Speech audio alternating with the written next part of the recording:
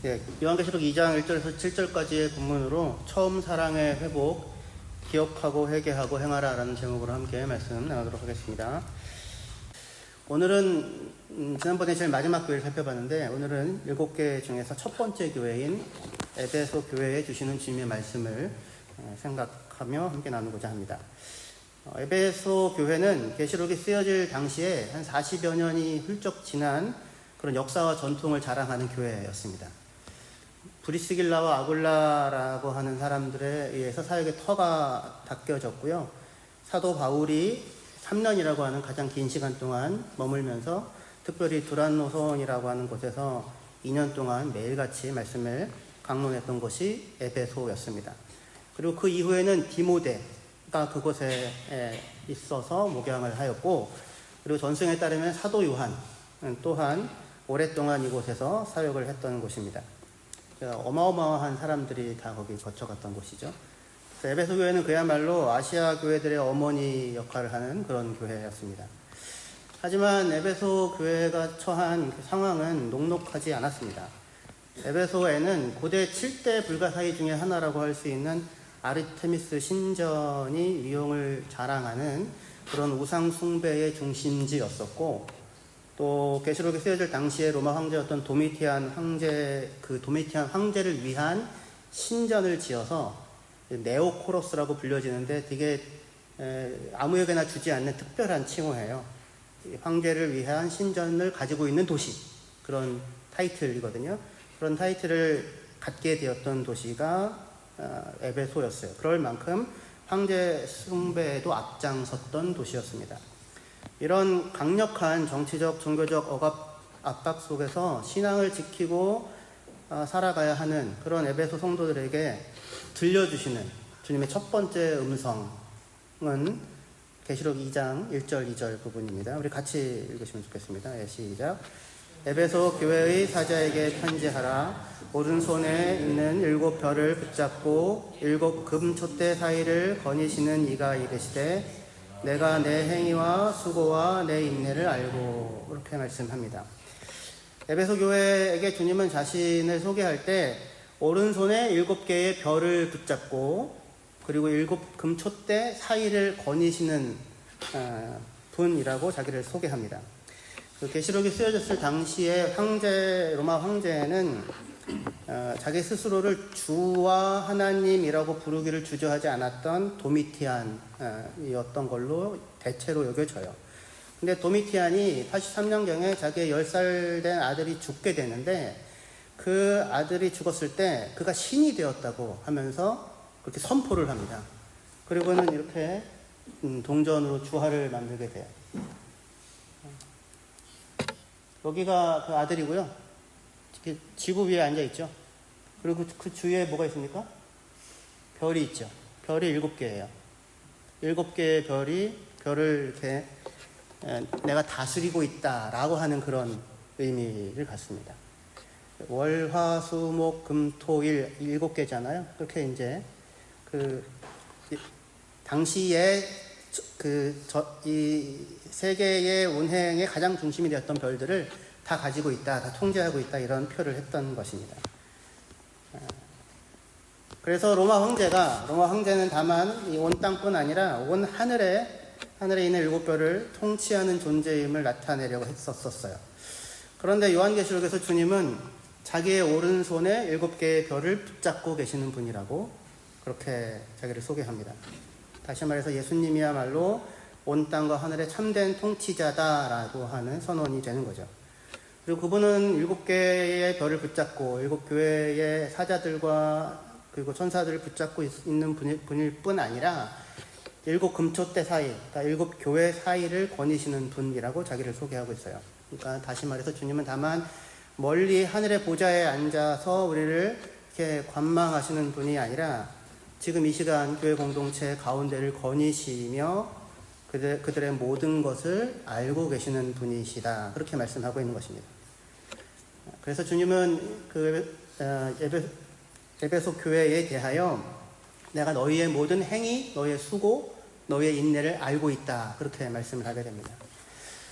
주님은 에베소 교회만 알고 계시진 않겠죠. 우리도 알고 계시겠죠.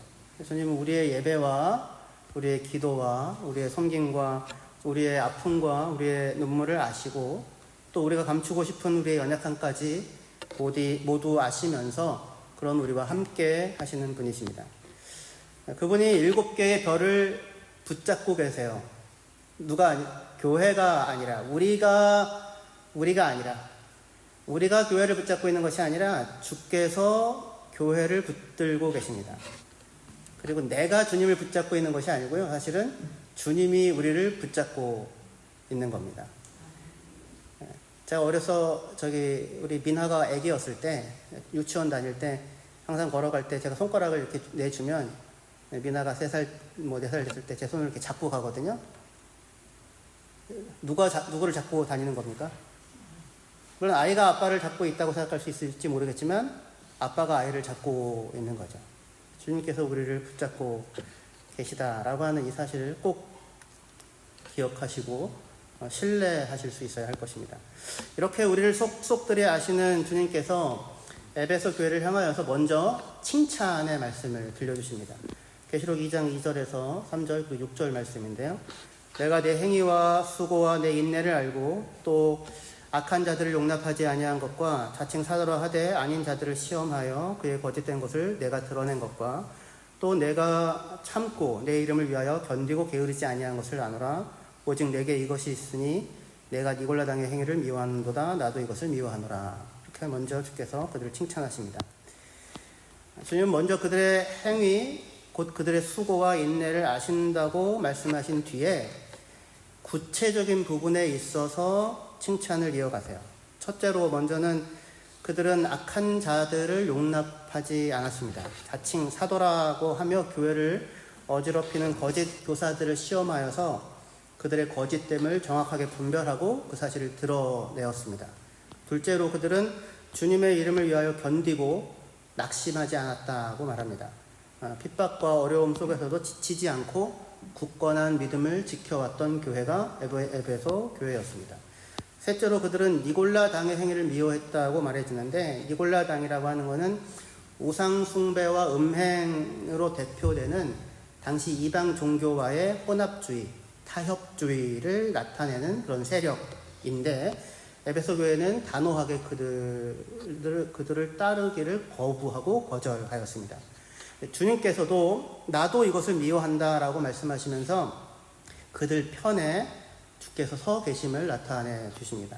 한마디로 에베소 교회는 진리 수호에 있어서는 타의 추종을 불허하는 교회였다, 이렇게 얘기할 수 있을 것 같아요. 그들은 복음의 순수성을 지키기 위해서 부단히 애를 썼고 어떤 어려움 속에서도 타협하지 않았습니다. 칭찬받아 마땅한 모습일 거예요. 그런데 이 칭찬 뒤에 가슴 아픈 책망이 이어지게 됩니다. 2장 4절 말씀인데요. 같이 읽겠습니다. 짧지만 시작. 그러나 너를 책망할 것이 있나니 너희 처음 사랑을 버렸느니라. 굉장히 짧죠. 칭찬은 이렇게 길고 책망은 짧은데 그러나라는 말로 시작되는 이 말씀은 앞에 모든 칭찬을 무색하게 만드는 말씀처럼 보입니다. 그들이 가진 모든 장점에도 불구하고 그들은 가장 중요한 것을 잃어버렸기 때문입니다. 처음 사랑을 버렸느니라, 이렇게 말씀됩니다. 여기서 말하는 처음 사랑이라고 하는 것은 무엇을 말하는 걸까요? 우리는 흔히 이 말씀을 첫사랑을 잃었다 이렇게 생각을 하곤 하는데 첫사랑이라고 하는 말의 느낌이 주는 우리에게 떠올려지는 게 있잖아요. 한국 사람들에게. 풋풋하고 순수하고 그래서 그런 사랑을 놓쳤다는 말인가? 우리는 이렇게 생각할 수도 있을 텐데 그렇게만 생각할 수는 없는 부분이 있습니다. 그러니까 우리가 언뜻 이 말씀을 처음 주님을 만났을 때 그 뜨겁고 풋풋한 감정이 식어버리고 의무감과 타성에 젖어서 신앙생활을 하게 된 것이라고 해석을 하곤 합니다. 다시 얘기해서 주님을 향한 사랑이 예전과 같지 않게 되었다라고 이해하는 것이죠. 하지만 지난번에 제가 소개했던 그 책을 쓴 제프리 와이머를 비롯한 많은 학자들의 경우 여기서의 처음 사랑을 주님에 대한 이런 수직적인 사랑을 잃었다라고 이해하기보다 수평적인 사랑, 그들이 처음에 가졌던 성도들 서로를 향한 사랑을 잃었다라고 이야기한다고 해석합니다. 왜냐하면 바로 앞 구절에서 주님은 주님을 향한 그들의 수고와 인내를 칭찬하셨잖아요. 그죠? 그들이 하나님을 향한 사랑을 버렸다면 그토록 힘든 수고와 인내를 감당할 수 없었을 거예요. 문제는 그들이 하나님을 향한 사랑이 식어졌다라고 하기보다는 다른 부분에 있었던 것 같습니다. 그들의 가장 큰 강점이었던 진리수호라고 하는 것이 오히려 가장 큰 약점이 되어버렸다, 그렇게 생각할 수 있을 것 같아요. 왜냐하면 진리를 수호하고 거짓을 분별하려는 열심이 너무도 지나친 나머지 그들 안에 서로에 대한 비판과 정죄와 의심하는 분위기가 생겨났을 수 있습니다.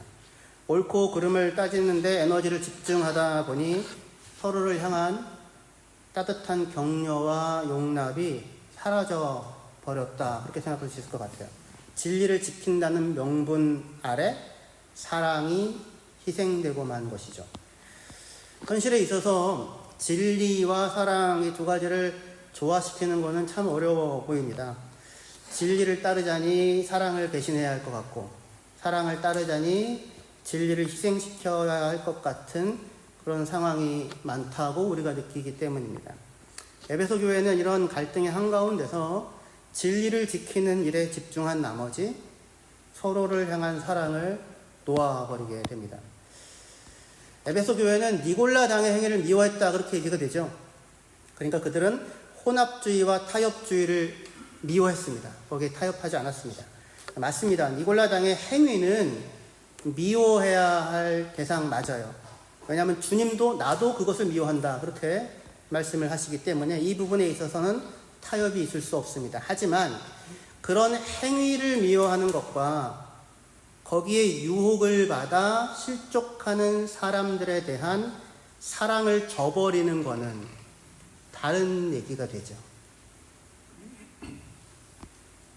탕자의 비유에서 형은 동생의 행위를 미워했을 뿐만 아니라 동생을 미워하죠. 형은 아버지 곁에서 성실하게 일을 했습니다. 그는 동생처럼 허랑방탕하게 살지 않았죠. 그는 옳은 길을 따라 걸었습니다. 하지만 그는 돌아온 동생을 보고 기뻐하는 아버지를 이해할 수가 없었어요.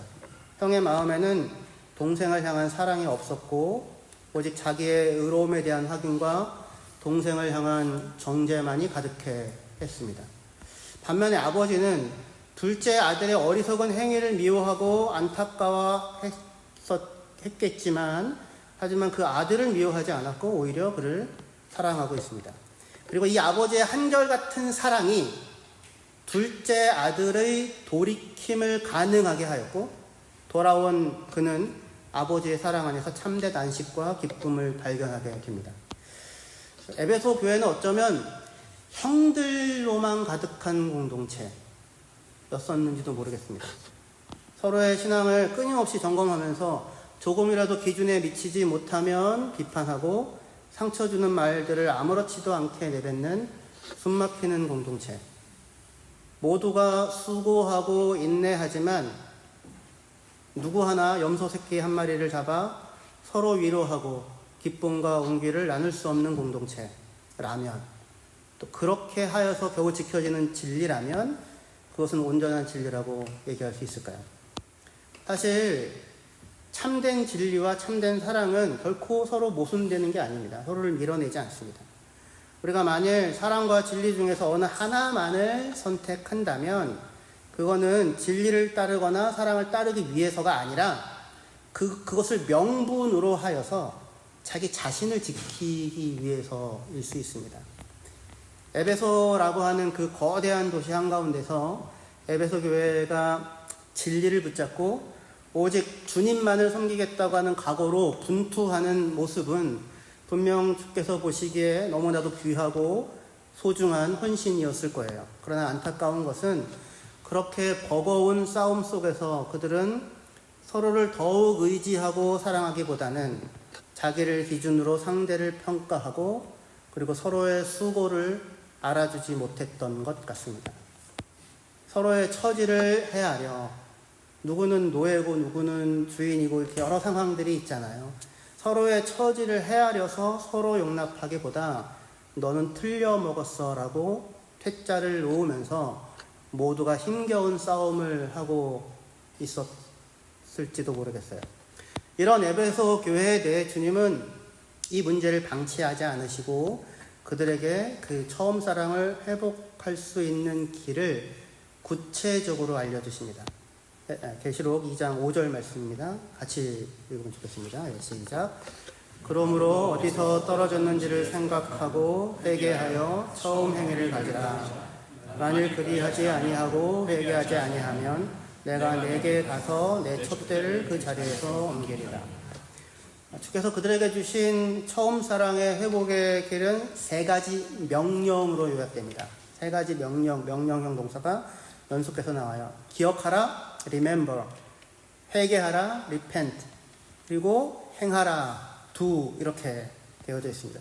우리 성경은 생각하라라고 되어 있지만 원래 헬라어는 기억하라는 말이에요. 그래서 기억하라, 회개하라, 행하라. 첫째는 기억하라라고 먼저 말씀하십니다. 뭘 기억하라고 하세요? 어디에서 너의 사랑이 떨어졌는지. 근데 이 사랑을 하나님을 향한 사랑도 물론 생각할 수 있지만 앞서 봤잖아요.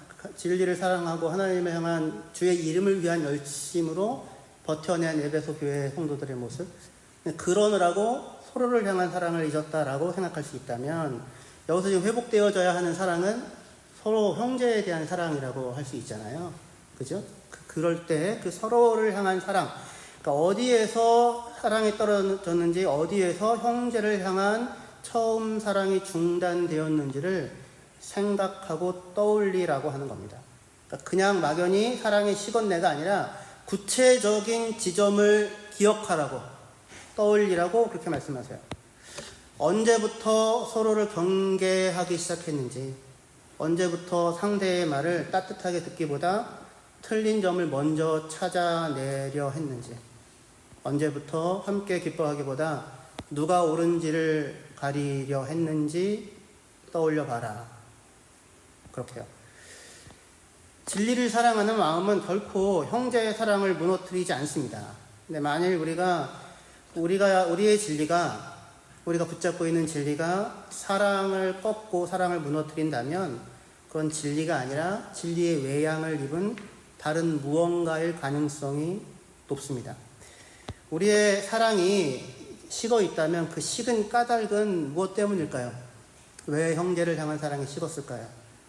무엇 때문에? 어디에서 그 사랑이 떨어졌을까요?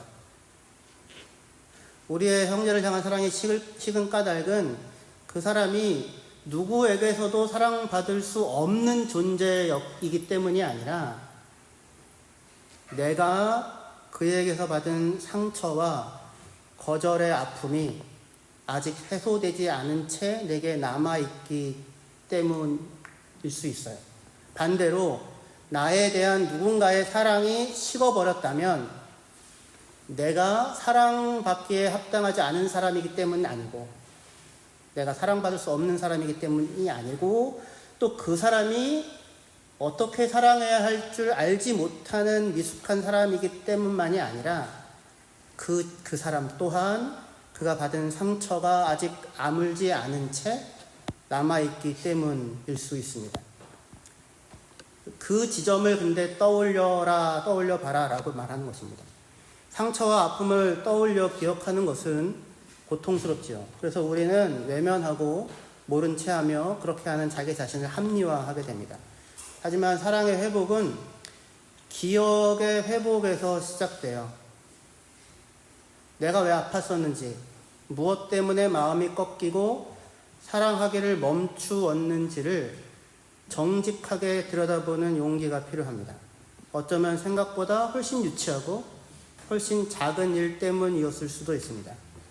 하지만 이유를 묻지 않고 그냥 덮어놓을 때 남는 것은 상처에 대한 기억, 상처받은 아픔의 마음뿐이고, 그리고 그 상처는 마치 블랙홀처럼 나의 모든 기억과 감정을 왜곡시키게 됩니다. 그것만 남게 돼요.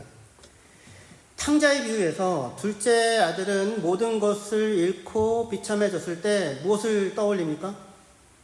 아버지 집을 떠올리죠. 모든 것이 넉넉했던 아버지 집을 기억합니다.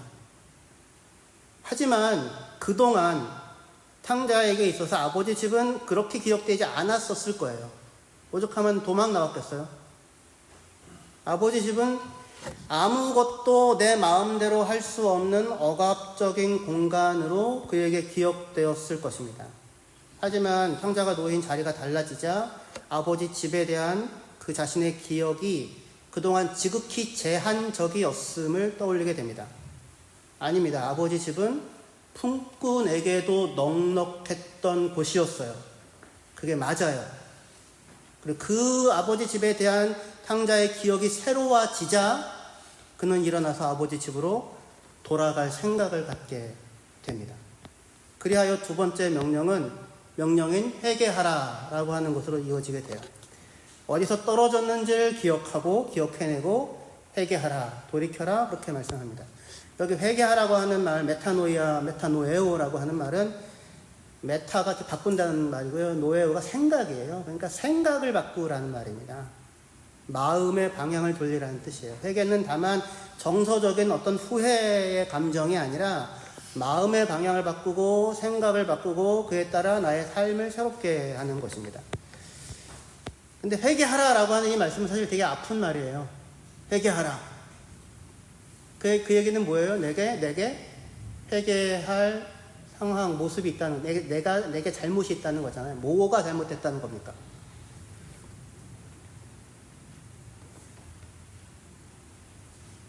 회개가 뭐라고요? 뭘 바꾸라는 거? 생각을 바꾸라고요. 생각을. 그러니까 뭐가 잘못된 거예요?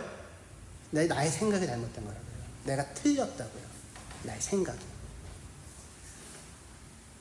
그래서 내 생각이 틀렸고 내가 보고 이해하고 반응해왔던 방식이 어그러져 있었다라고 하는 것을 인정하라는 것인데, 이거는 우리의 자존심과 우리의 자기 방어 기제를 내어놓으라고 하는 참 쉽지 않은 작업일 것입니다. 하지만 그 사실을 인정할 때 회복의 길이 열리게 됩니다. 사도행전 20장에서 바울은 에베소 교회 장로들을 불러요. 그리고는 그들을 모아놓고는 하나님의 말씀에 내가 너희를 부탁한다, 그렇게 얘기를 합니다. 여기서 바울은 그들에게 너희가 진리를 지켜내야 한다고 얘기하지 않고 하나님의 말씀에 너희를 맡긴다라고 얘기합니다. 왜냐하면 진리는 내가 지켜내는 게 아니라 진리가 우리를 지켜주는 거예요. 진리는 항상 옳지만 나는 항상 옳지 않습니다. 최소한 저는 그런데 여러분들은 어때요? 내가 아는 것이 진리의 전부라고 하는 어리석은 필이 부딪힐 때 사랑은 사라지고 유치한 감정의 싸움만이 남게 됩니다. 오른손에 7개의 별을 쥐고 계시는 분은 주님이시지 내가 아닙니다.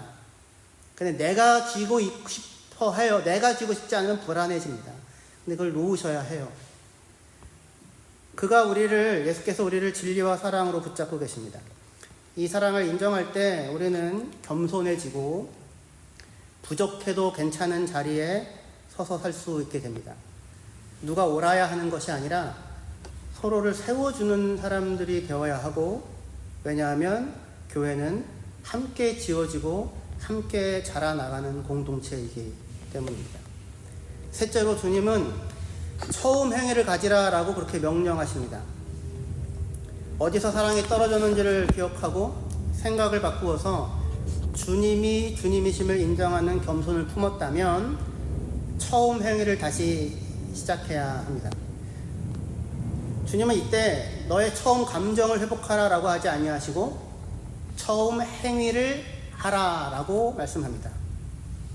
왜냐하면 행함이 치유하고 행함이 새로운 길을 내기 때문입니다.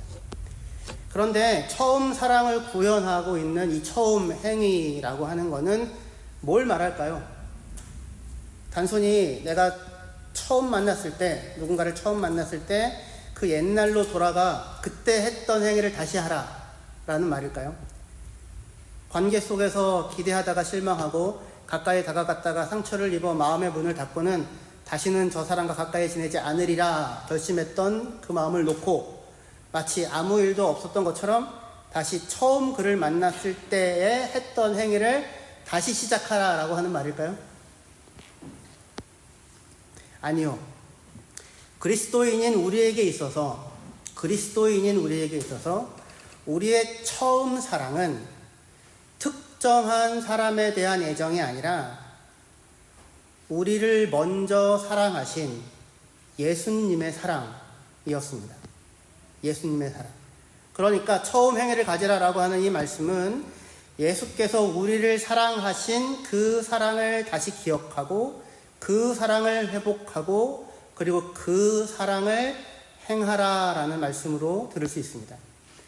예수님은 마땅하지 않은 자를 찾아오셨죠. 자격이 없는 자를 찾아오시고 거절당하고 실패하고 상처 입은 자리에 서 있는 자인 우리들에게 사랑을 보여주셨습니다. 그것이 우리가 받은 사랑이었고 그 사랑이 교회를 낳았죠. 그리고 그 사랑이 교회가 받은 첫 번째 사랑이죠. 그러므로 처음 행위를 하라고 하는 명령은 너를 있게 한 그리스도의 사랑으로 사랑하라라고 하는 말씀입니다. 그리고 이 명령은 되게 단호합니다. 2장 5절 하반절에 보시면 만일 그리하지 아니하고 회개하지 아니하면 내가 내게 가서 내 촛대를 그 자리에서 옮기리라고 말씀합니다. 교회의 존재 이유는 사랑 안에서 진리를 말하고 사랑 안에서 진리를 행하는 데 있습니다. 그것이 교회의 빛일 것입니다. 그런데 사랑의 행위를 잃은 교회는 더 이상 주님의 사랑의 빛을 나타낼 수 없게 되죠. 오늘 주님은 에베소 교회를 통하여 우리에게 말씀하십니다. 나는 너의 수고와 인내와 그리고 진리를 향한 열심을 알고 있다. 동시에 주님께서 우리에게 물으십니다. 너희 안에 사랑은 있느냐? 처음 사랑을 잃었던 에베소 교회에 주신 주님의 세 가지 말씀을 마음에 새기시고 떠올리 보시면 좋겠습니다. 먼저 뭘 하라고 하십니까? 기억하라. 우리의 사랑이 어디서부터 식었는지, 무엇 때문에 내가 사랑의 문을 닫았는지 정직하게 돌아보십시오. 그 사람이 도저히 사랑할 수 없는 사람이 되어서가 아닐 거예요. 원래 죽고 못 살 만큼 사랑했었던 사람 아니었습니까? 근데 마음이 다치잖아요. 마음이 왜 다쳤을까요? 내가 실망하고 상처받고 내 기대가 좌절됐기 때문이죠. 상대에게 원인이 있었나요? 상대가 달라졌나요? 근데 사랑을 닫아버립니다. 거기로 돌아가라고. 무엇이 너를 아프게 했는지, 무엇이 너를 실망시켰는지 생각해보라고 말씀합니다. 그리고는 회개하라고 두 번째로 말씀합니다. 내가 회개가 필요한 사람이라고 인정하셔야 됩니다. 내가 완전한 사람이 아니라고. 부족하고 모자라도 괜찮습니다. 부족하고 모자라도 괜찮습니다. 주님께서 우리를 붙잡고 있고 우리 곁에는 서로를 일으켜 세워줄 공동체가 있습니다. 셋째로 처음 행위를 행하라 라고 말씀합니다. 주께서 우리에게 베푸셨던 그 사랑, 자격 없는 나에게 베푸셨던 그 사랑을 따라 이웃을 사랑하고 형제 자매에게 그를 사랑하는 빛을 비추어야 할 것입니다. 이 길을 걸어가는 모든 이에게, 그리고 이 길을 걸어가 이기는 모든 이에게 주님은 생명나무의 열매를 주어 하나님의 낙원에서 영원한 친밀함을 누리게 하시겠다고 약속하십니다. 이 은혜가 저와 여러분 모두에게 충만히 누려지는 우리 렘사인 한교회가 되시기를 주의 이름으로 축원합니다. 함께 찬양하시면 좋겠습니다.